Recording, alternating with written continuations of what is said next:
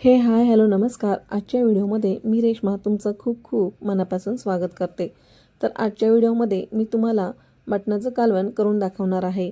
अतिशय चविष्ट आणि झणझणीत असं आपलं हे मटणाचं कालवण बनून तयार होतं. यासाठी रेसिपी तुम्ही संपूर्ण पहा.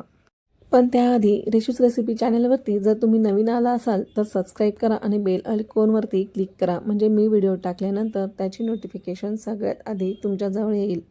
सगळ्यात आधी मी इथे 2 कांदे गॅसवरती भाजून घेते. तर आपण कांदे गॅसवरती भाजायला ठेवून देऊयात.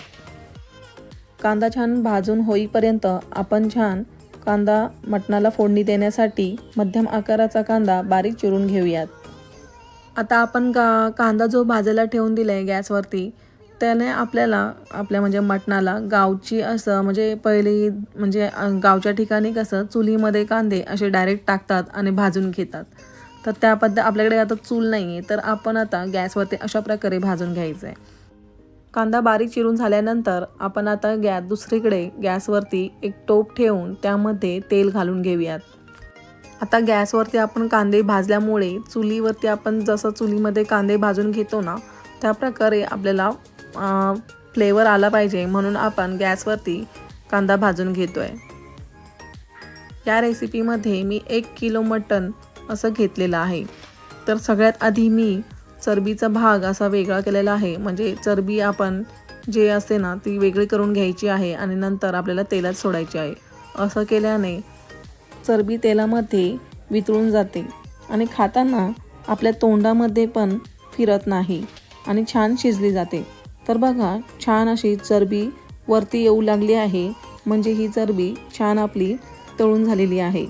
आता यानंतर आपण कांदा छान बारीक चिरलेला घालून घेऊयात.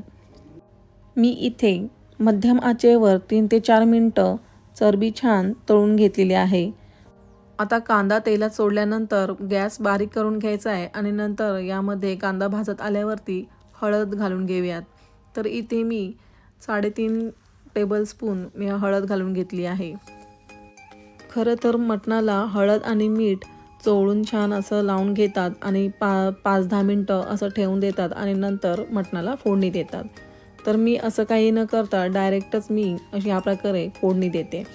तर बघा, मी हळद आहे ना ती अजिबातच तेलामध्ये अशी भाजून घेतलेली नाही आहे. हळद टाकल्यानंतर लगेचच त्याच्यावरती मी मटण घालून घेतलेलं आहे. तर तुम्ही असंही करू शकता. आता गॅस मोठा करून 1 मिनटं मटण छान तेलामध्ये छान फ्राय करून घ्यायचं या प्रकारे आणि हलवून घ्यायचं आहे. तर बघा, यानंतर मी गॅसची फ्लेम मध्यम करून आपल्याला यावरती पाणी न घालता ताट असंच ठेवून द्यायचं आहे आणि यामध्ये 1 ते 1.5 ग्लास मी पाणी घालून घेते. म्हणजे जेवढं ताटामध्ये पाणी बसेल तेवढं आपल्याला यामध्ये पाणी घालून घ्यायचं आहे. आता जेव्हा वाफ यायला सुरुवात होते तेव्हा आपल्याला या मटणामध्ये हे पाणी घालायचं आहे.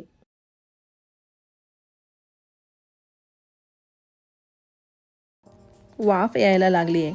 आता आपण उघडून हेच ताटातलं पाणी या मटणामध्ये घालून घ्यायचं.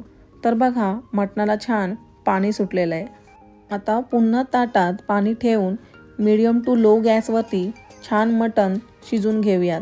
तोपर्यंत आपण काळं वाटण तयार करून घेऊयात. या ताटामध्ये आपण जेव्हा पुन्हा पाणी ओतून ठेवतो ना, म्हणजे तेव्हा आपल्याला पुन्हा पाण्याची जेव्हा गरज भासते, म्हणजे पुन्हा गरम करायची गरज लागत नाही, तर हेच ताटातलं पाणी आपण पुन्हा वापरू शकतो.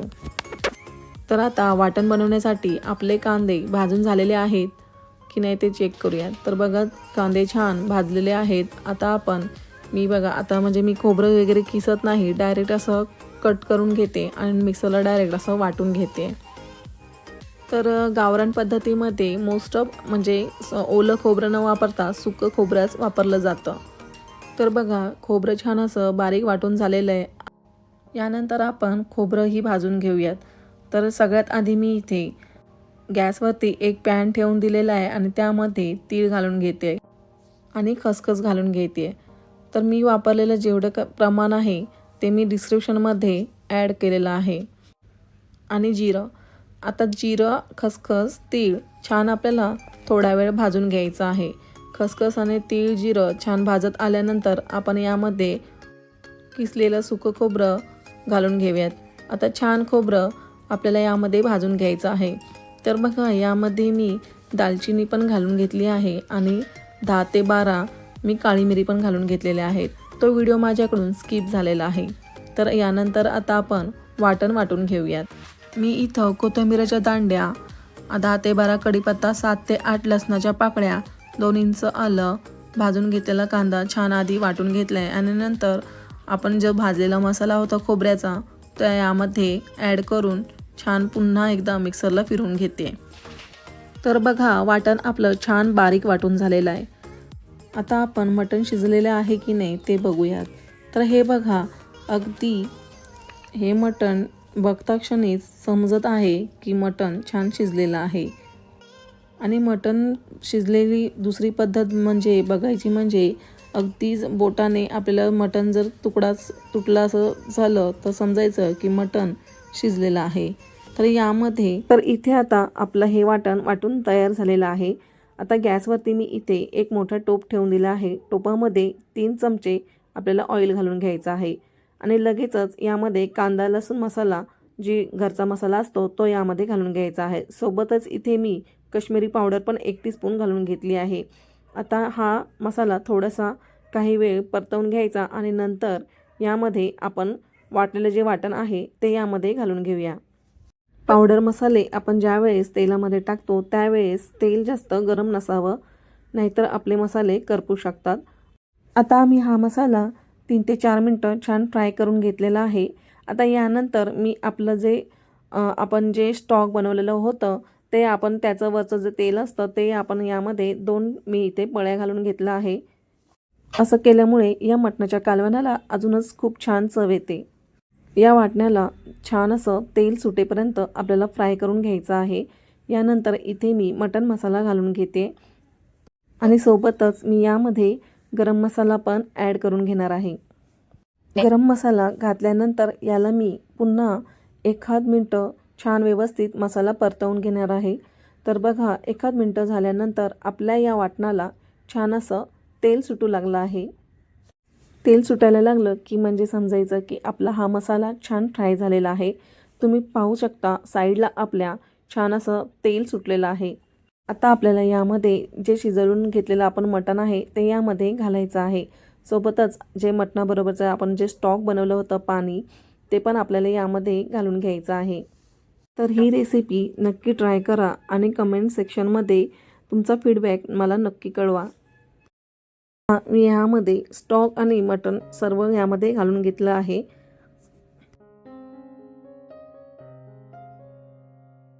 आता यामध्ये मी मिक्सरच्या भांड्याला मसाला जो लागलेला आहे ते त्यामध्ये थोडंसं पाणी घालून मी पाणी ॲड केलेलं आहे. मला जेवढं पातळ किंवा घट्ट रस्सा हवा असेल तुम्ही त्या अंदाजे तुम्ही यामध्ये पाणी घालून घ्या.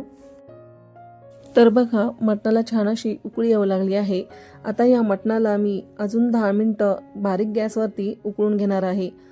असं केल्यामुळे आपला जो वाटण जे आपण घालून घेतलं होता जो मसाला आहे तो मटणामध्ये छान मुरेल आणि मटणाला अजूनच चव छान येईल. तर बघा 10 मिनिटानंतर आपण पाहतोय तर आपल्या मटणाला छान अशी तरी आणि छान कालवण आपलं सुंदर दिसायला झालेलं आहे. तर खायला पण तितकंच टेस्टीही झालेलं आहे. तर अशा प्रकारे आपलं हे मटणाचं कालवण बनवून तयार आहे. खूप सुंदर बनते, नक्की ट्राय करा. तर आता मी कालवणाचा शेवट मी इथे बारीक चिरलेली कोथिंबीर घालून घेतली आहे. तर अशा प्रकारे आपलं हे मटणाचं कालवण बनवून तयार आहे. तर आशा करते आजचा व्हिडिओ तुम्हाला आवडला असेल तर लाईक करा आणि खूप शेअर करा. तर भेटूयात अशाच छान नवीन रेसिपीसोबत. Bye bye.